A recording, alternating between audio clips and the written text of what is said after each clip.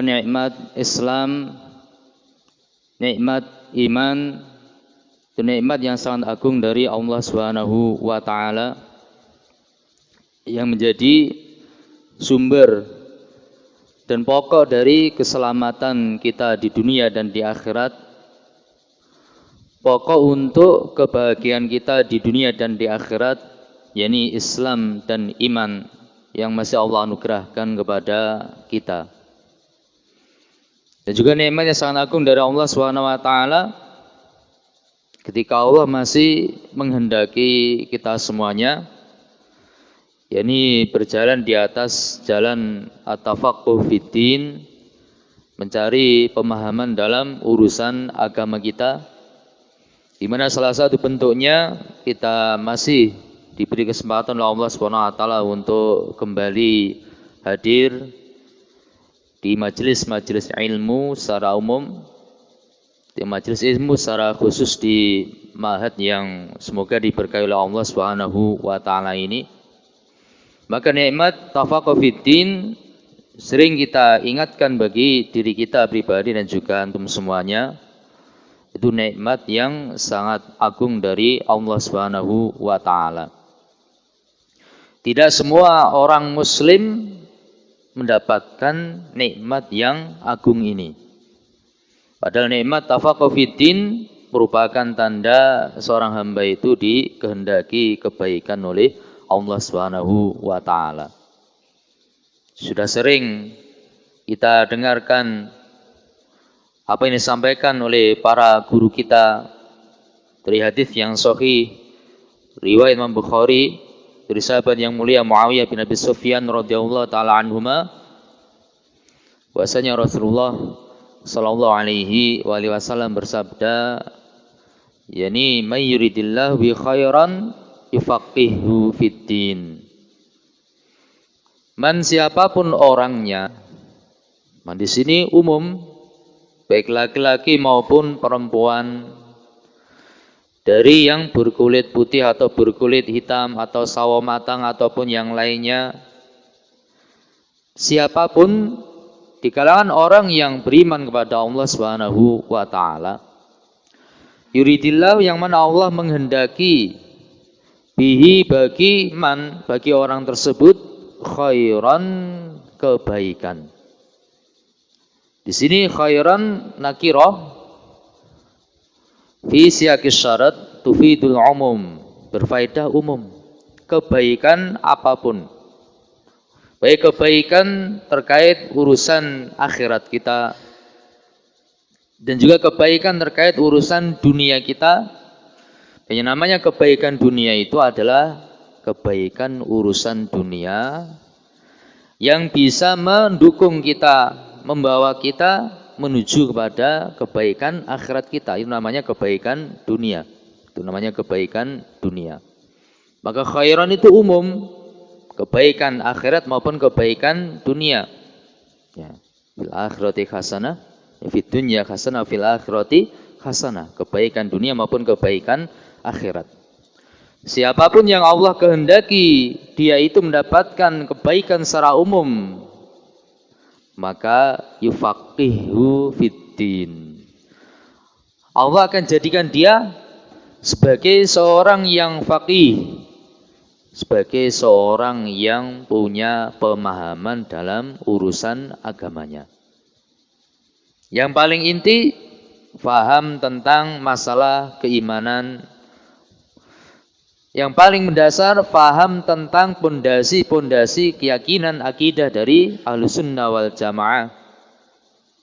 Yang paling mendasar, faham tentang masalah-masalah tauhid, mentauhidkan Allah Subhanahu wa taala. Kemudian juga faham tentang bagaimana caranya kita menghambakan diri kepada Allah Subhanahu wa taala.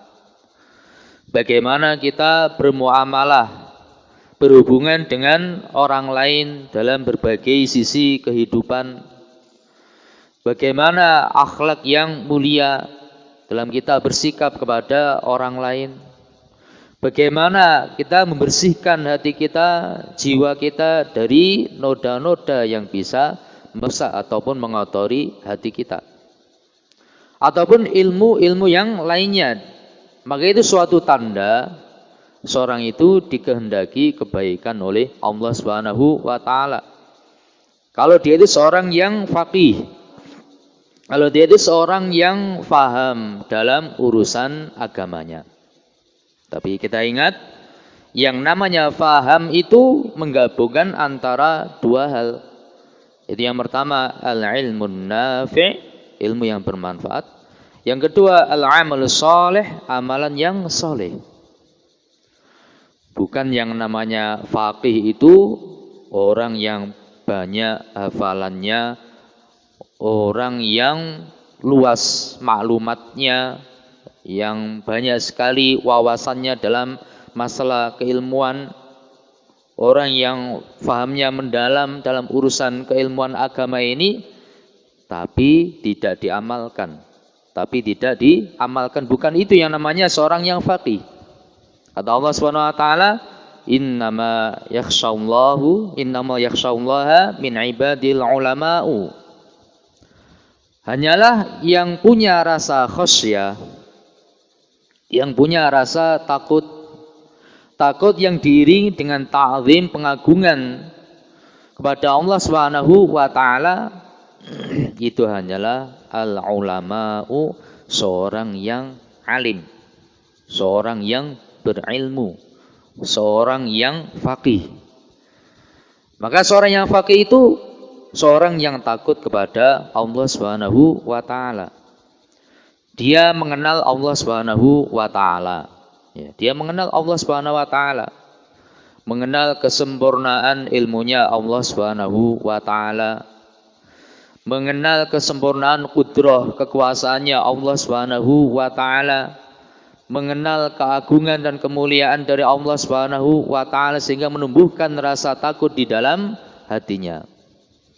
Dan dia juga mengenal tentang betapa ihsan, betapa sangat banyak dan tak terhingga kebaikan-kebaikannya Allah Subhanahu wa taala kepada dirinya, yang dia ketahui maupun yang tidak dia ketahui, yang dia sadari maupun yang tidak dia sadari, sangat banyak kebaikan dari Allah Subhanahu wa taala. Dan itu akan menumbuhkan rasa mahabbah, rasa cinta kepada Allah Subhanahu wa taala. Ini orang yang faqih, sehingga dalam kehidupannya dia mengenal Allah Subhanahu wa taala, dia mengetahui bagaimana cara untuk at-ta'abbud, menghambakan diri kepada Allah Subhanahu wa taala, bukan hanya tahu tapi juga mengamalkan. Ya, mengamalkan apa yang telah dia ketahui tersebut. Al-ilmun nafi' wal 'amalus shalih. Maka itulah as-siratul mustaqim, jalan yang lurus. Punya ilmu yang bermanfaat, dan ilmu itu membuahkan amal yang soleh. Ilmu itu membuahkan amal yang soleh. Nah, maka tanda seorang hamba diinginkan kebaikan oleh Allah Subhanahu wa taala ketika dia menjadi seorang yang faqih. Bukan sekedar namanya faqih, namanya Abdullah Faqih, namanya Muhammad Faqih, tapi sekedar nama, bukan itu. Tapi dia seorang yang betul-betul faham tentang urusan agamanya, faham tentang Allah Subhanahu wa taala, faham tentang cara beribadah kepada Allah Subhanahu wa taala, faham tentang cara muamalah yang diridai oleh Allah Subhanahu wa taala, faham tentang akhlak yang mulia yang dicintai oleh Allah Subhanahu wa taala, faham tentang bagaimana cara yang sunnah untuk membersihkan hatinya dari noda-noda yang mengotori hatinya itu. Dan juga mengamalkan apa yang telah dia fahami tersebut. Dia seorang yang takut kepada Allah Subhanahu wa taala. Khonifiddini rahimani wa rahimakumullah. Maka nikmat yang agung, Allah masih mengendaki kita untuk kembali hadir di ma'had yang semoga diberkahi oleh Allah Subhanahu wa taala ini. Dan semoga kita hadir di ma'had ini sesuai dengan apa yang diridhai oleh Allah Subhanahu wa taala, yakni mencari ilmu syar'i, ya, mencari ilmu syar'i, baik itu mempelajari tentang Al-Qur'anul Karim, Dalam artian mempelajari tentang cara membacanya, mempelajari dalam artian juga menghafalnya, mempelajari juga makna yang agung yang terkandung di dalam Al-Qur'anul Karim itu, juga mempelajari tentang hadis-hadisnya Rasulullah sallallahu alaihi wasallam. Mempelajari tentang fikih-fikih baik terkait fikih muamalah yang telah dijelaskan oleh para ulama Ahlussunnah wal Jamaah rahmatullahi alaihim ajmain ataupun ilmu-ilmu yang lainnya. Dan yang namanya faqih itu tidak mungkin kita akan meraihnya kecuali dengan menempuh jalan yang telah digariskan oleh Rasulullah sallallahu alaihi wasallam. Dalam hadis yang sahih beliau menegaskan innamal ilmu bitta'allum wa innamal hilmu bittahallum. Innamal ilmu, hanyalah ilmu, ya ilmu syar'i ini hanyalah didapatkan bitta'allum, dengan cara kita menempuh proses yang namanya ta'allum. Apa itu ta'allum? Ta'allum yaitu belajar. Ta'allum yaitu belajar. Jadi yang namanya ilmu syar'i, cara mendapatkannya telah digariskan oleh Rasulullah sallallahu alaihi wasallam pakai innama. Ini adatul hasr, pembatasan. Hanyalah ilmu itu bitta'allum, didapatkan dengan belajar. Didapatkan dengan belajar. Bukan sekedar dengan merenung, memikirkan dengan akal kemudian tiba-tiba muncul maklumat dianggap sebagai suatu hal fikih dalam urusan agama. Apalagi dengan perasaan, dengan khayalan, atau dengan mimpi-mimpi yang didapatkan, atau dengan bisikan-bisikan halus, atau yang semisalnya bukan. Ilmu agama itu, kata Rasulullah SAW, innamal ilmu bitta'allum. Prosesnya dengan ta'allum, dengan belajar. Rasulullah SAW juga ini mendapatkan wahyu dari Allah SWT lewat perantaraan malaikat Jibril alaihissalam. Para sahabat dapat ilmu dengan berguru langsung kepada Rasulullah sallallahu alaihi wasallam. Para tabi'in belajar kepada para sahabat ridwanu alaihim ajmain. Begitu seterusnya, jangan belajar kepada para guru, kepada para guru-gurunya. Jadi ilmu itu dengan belajar. Ini asalnya. Ini asal yang harus kita perhatikan. Ilmu itu didapatkan dengan belajar. Nah, adapun ketika seorang itu sudah menempuh jalan yang benar, yakni berupaya untuk meraih ilmu dengan cara belajar, pelajari Al-Quran, pelajari As-Sunnah, pelajari bagaimana pemahaman para ulama Ahlussunnati wal Jamaah rahmatullahi alaihim ajmain terhadap Al-Quran dan Sunnah itu, dia dapat pemahaman di situ. Dia dapat pemahaman dari proses ta'alum tersebut.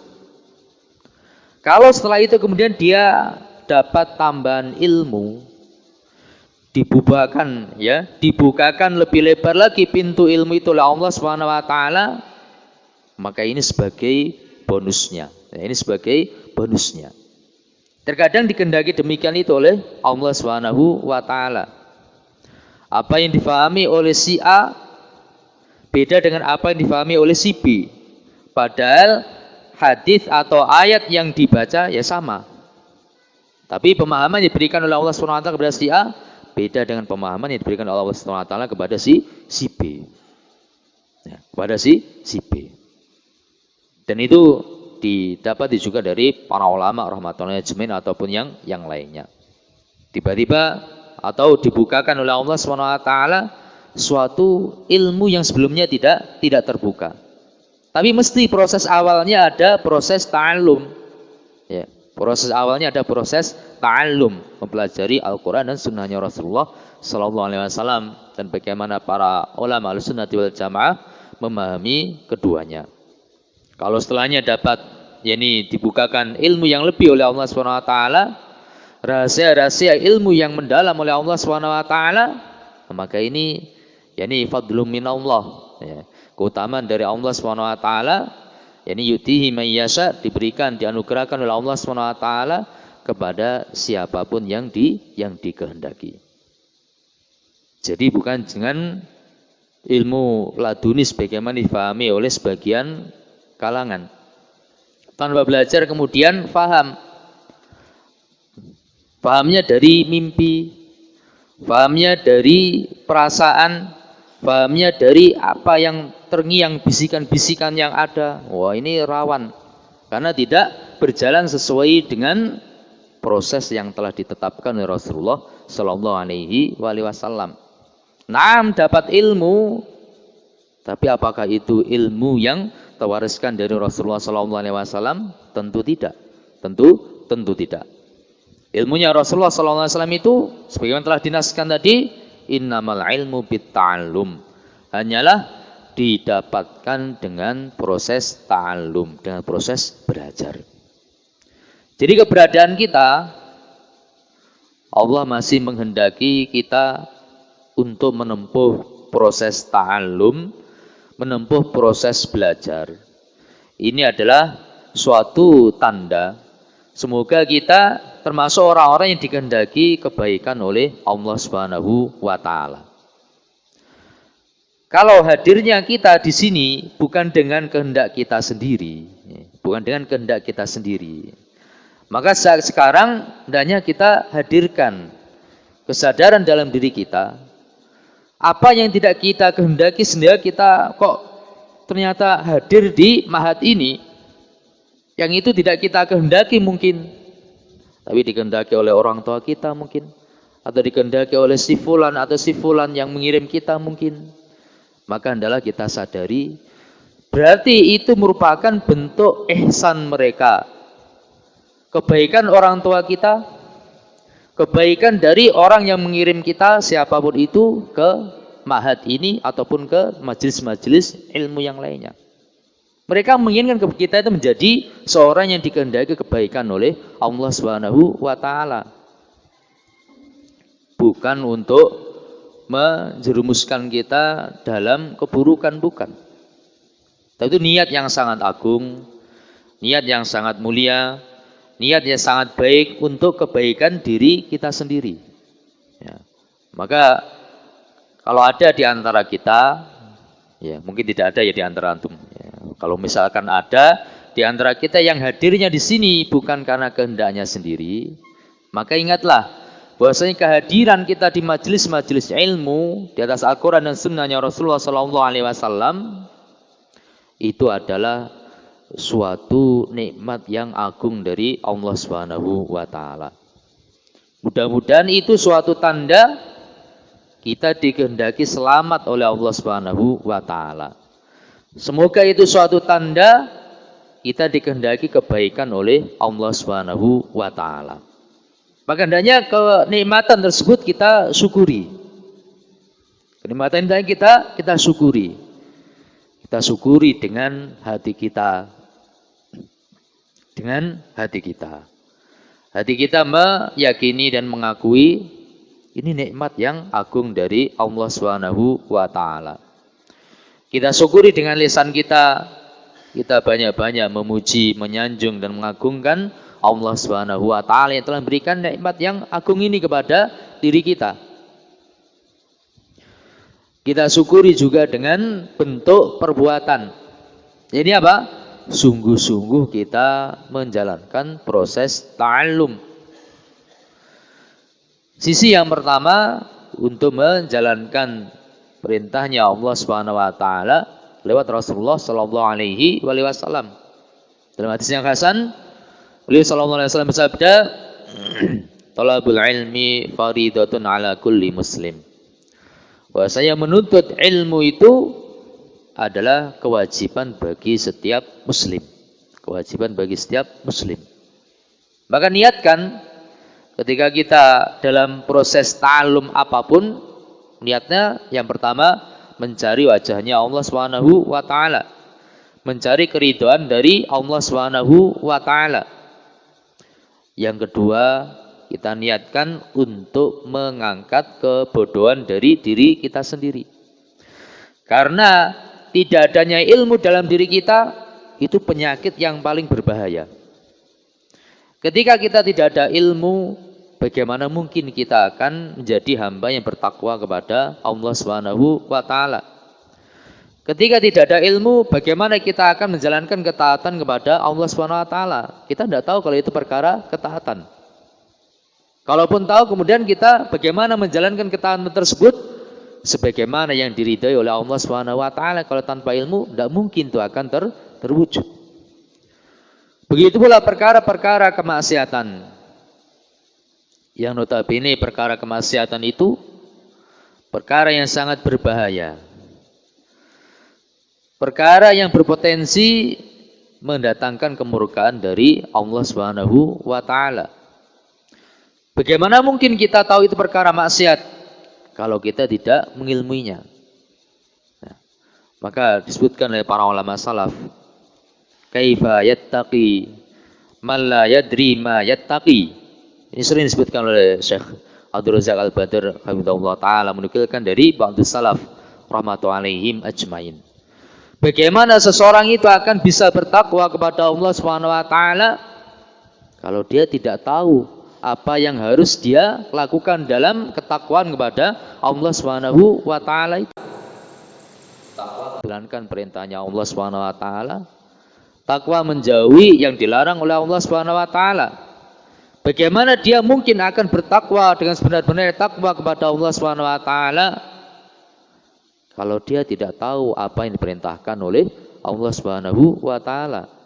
Bagaimana dia akan bertakwa dan menjauhi hal-hal yang dilarang oleh Allah Subhanahu wa taala kalau dia tidak paham tentang apa saja yang dilarang oleh Allah Subhanahu wa taala? Bagaimana dia akan bertakwa kalau dia tidak mengenal tentang keagungan Allah Subhanahu wa taala, tidak mengenal tentang kemuliaan Allah Subhanahu wa taala, tidak mengenal tentang kesempurnaan ilmunya Allah Subhanahu wa taala yang meliputi segala sesuatu, tidak mengenal tentang kesempurnaan hikmahnya Allah Subhanahu wa taala, tidak mengenal tentang kemahakuasaan Allah Subhanahu wa taala, tidak mengenal kesempurnaan yang tak terhingga, yang sama sekali tidak ada kekurangan yang ada pada Allah Subhanahu wa taala. Tidak ada kekurangan sama sekali yang ada pada Allah Subhanahu wa taala. Semuanya serba sempurna. Zatnya sempurna, sifat-sifatnya sempurna, perbuatan-perbuatannya juga sempurna, penuh dengan hikmah. Imma kita tahu, imma kita tidak tahu. Khonifiddin rahimani wa rahmakumullah. Maka ini kita ingatkan kepada diri kita pribadi dan juga antum semuanya. Ini nikmat yang sangat agung dari Allah Subhanahu wa taala. Allah masih menghendaki kita berada di majelis ilmu. Sebatas kehadiran kita itu saja di majelis ilmu, itu sudah ada sisi pahala dan barokahnya dari Allah Subhanahu wa taala. Lebih-lebih lagi kalau kita betul-betul memperhatikan apa yang disampaikan oleh pemateri siapapun di dalam majelis ilmu itu, sehingga kita bisa meraih ilmu sesuai dengan kadar yang dikehendaki oleh Allah Subhanahu wa taala. Dan yang paling penting, ilmu itu bukan untuk pameran.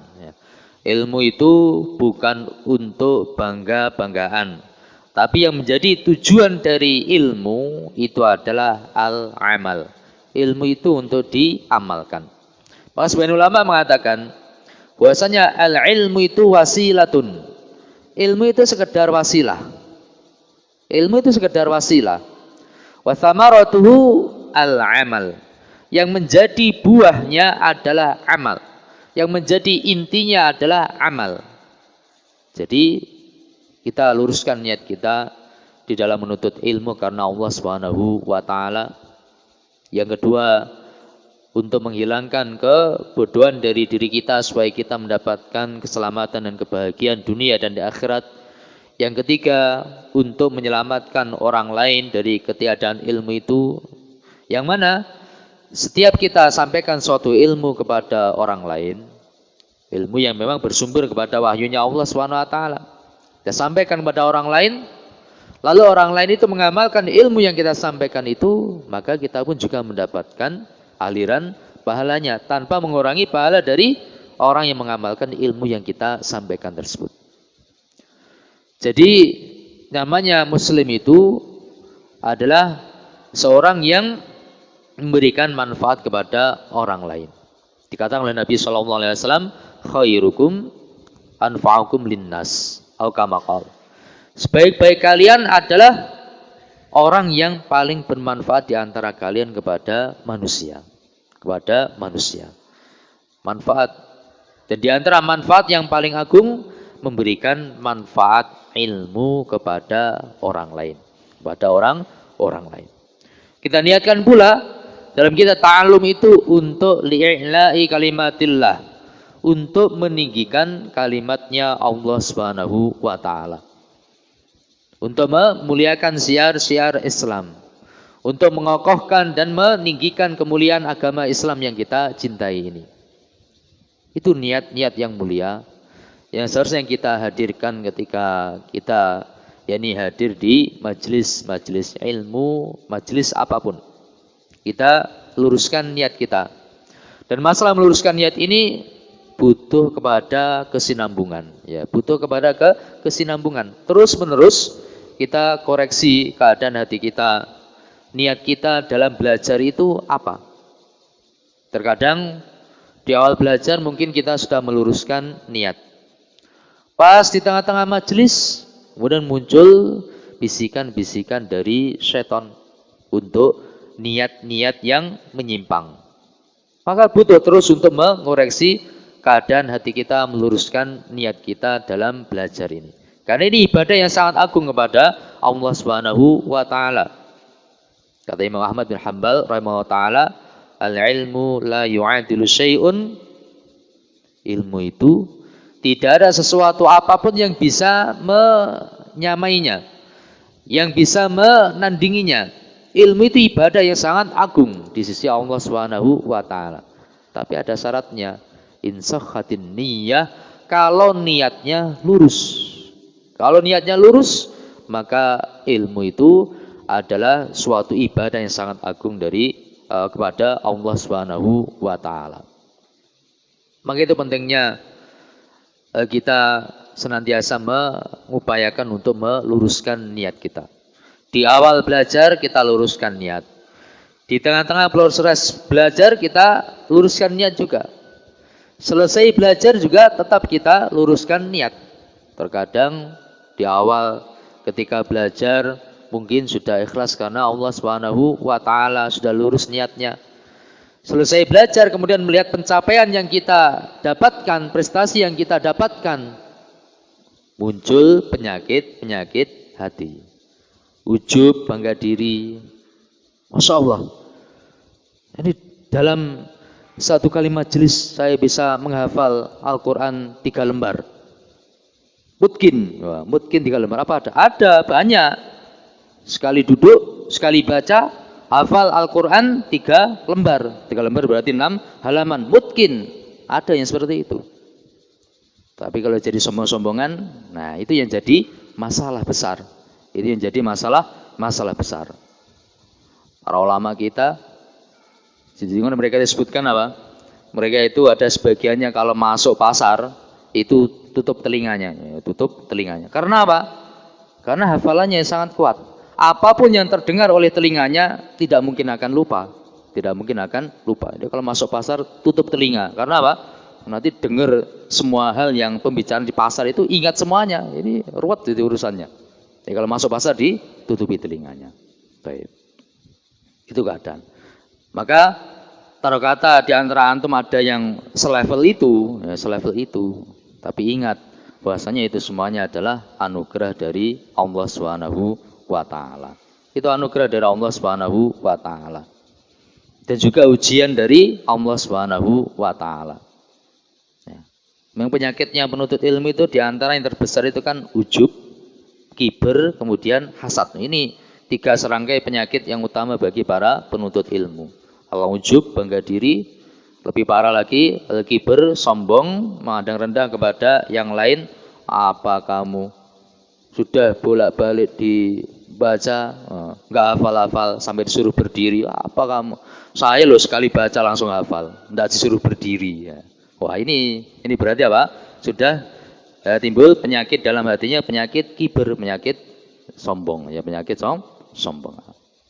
hasad juga seperti itu. Tidak senang kalau lihat temannya ada kenikmatan dari Allah Subhanahu wa taala.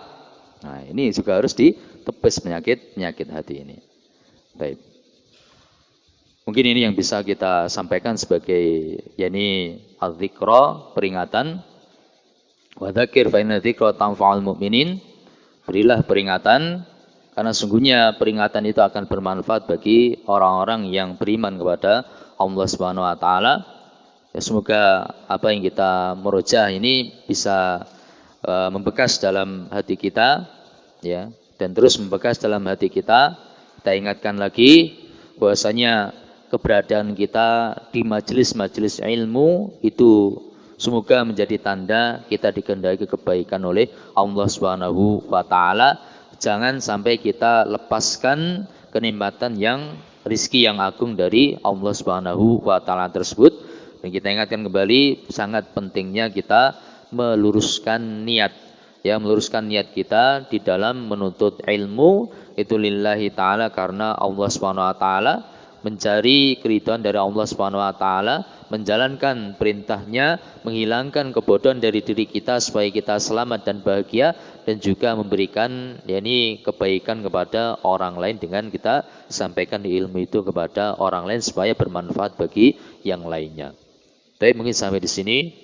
Mudah-mudahan apa yang kita merojah ini bisa difahami dan bermanfaat bagi hati kita, dunia kita dan akhirat kita. Kalau ada benarnya dari Allah Subhanahu wa taala, kalau ada kelirunya karena keterbatasan ilmu ana, semoga diampuni oleh Allah Subhanahu wa taala. Kurang lebihnya mohon maaf. Kita tutup dengan kafaratul majlis. Subhanakallahumma bihamdika asyhadu an la ilaha illa anta astaghfiruka wa atubu ilaik.